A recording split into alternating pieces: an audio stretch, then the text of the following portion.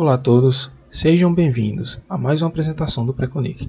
Meu nome é Thiago e eu vou mostrar um pouco do trabalho de iniciação científica desenvolvido por mim em conjunto com o professor Jacek, onde foi feito o estudo e o desenvolvimento de uma transmissão para acoplar um motor de combustão interna a diversos equipamentos.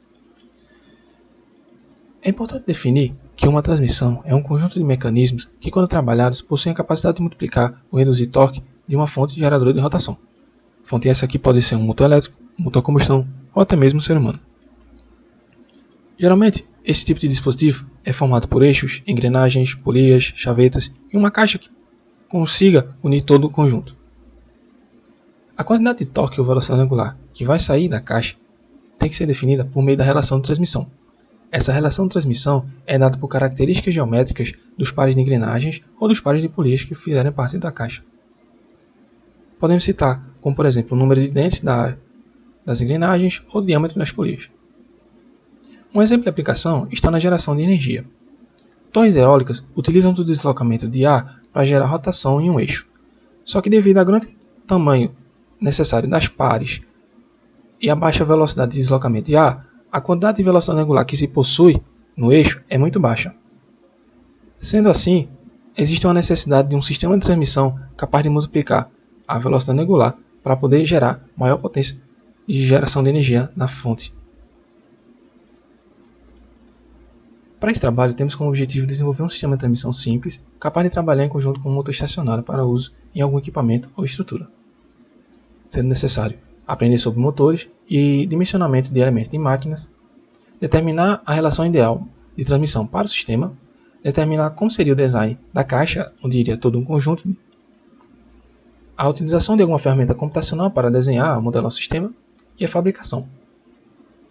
Na parte de revisão de literatura, podem definir que foi dividida, primeiramente, a parte de definição da relação de transmissão ideal da caixa, onde foi feita a análise de artigos científicos, trabalho de conclusão de curso e livros de dinâmica veicular, para poder definir os esforços da qual sofreria a estrutura onde seria colocado o sistema.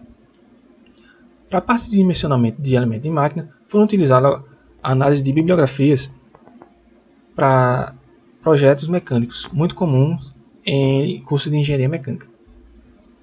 Na parte de manuais, foram utilizados manuais técnicos para poder catalogar propriedades ou alguns valores numéricos do motor, por exemplo.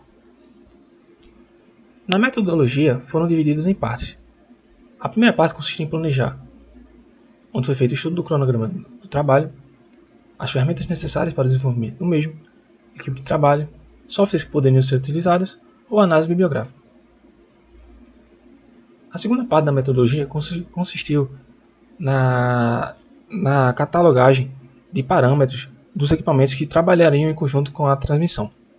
Sendo assim, com esses parâmetros poderíamos definir a relação de transmissão ideal para a caixa, onde nós fizemos uma análise do motor, da embreagem e onde seria aplicado o sistema. No motor foram consultadas as curvas de torque e potência máxima e as dimensões do mesmo, por exemplo, o diâmetro do eixo de saída. Para a parte de embreagem, foi necessário porque não era possível colocar o sistema de transmissão diretamente no motor, teríamos que colocar um elemento intermediário. A embreagem, ela, por ser de polias expansíveis, ela varia a relação de rotação, a relação de transmissão na saída, podendo assim ser utilizada para multiplicar o torque de saída do motor. E também foi feito um estudo da estrutura, onde seria aplicado o sistema, como por exemplo, a análise dinâmica dos esforços, podemos citar por exemplo o parâmetro de massa, ou o peso da estrutura. A estrutura essa que é um chassi tubular. Com os valores anteriores catalogados, partimos para a definição da relação ideal da caixa. Foi feito cálculos numéricos, onde foram necessários a utilização da soma das forças de esforço que sofreriam a estrutura. Foram feitas tabelas de Excel para poder calcular, por exemplo, a força tractiva ou a força de arrasto gerada necessária para que a estrutura pudesse deslocar. Podemos citar como uma dessas forças seria a força de arrasto aerodinâmico e a força de resistência ao rolamento. Com base nesses valores, conseguimos chegar à relação ideal da caixa de redução.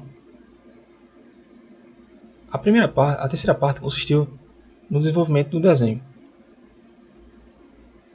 Vistas as várias bibliografias, foi definida uma para poder utilizarmos no dimensionamento dos componentes. O livro utilizado foi o Elemento de Máquinas do Melkonian, onde foi tirado o formulário e as metodologias de cálculo. Com base nesse livro, foi possível dimensionar as engrenagens, os eixos e os rolamentos. Também foi feito o croquis do desenho.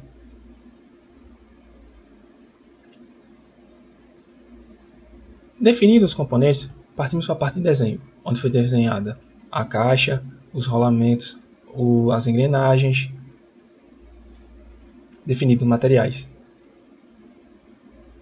Com base nisso, podemos calcular a relação de transmissão ideal, podemos definir a caixa e podemos montar todo o sistema de transmissão, colocando o mesmo na estrutura. Também foi fabricado um modelo em isopor, do tamanho real da caixa, para poder termos uma sensibilidade de como seria a mesma fisicamente. Infelizmente, não foi possível fabricá-la em metal devido ao fechamento do instituto por causa da pandemia do coronavírus. Entretanto, os objetivos principais foram concluídos. Sendo assim, o projeto pode ser confeccionado em metal num futuro próximo.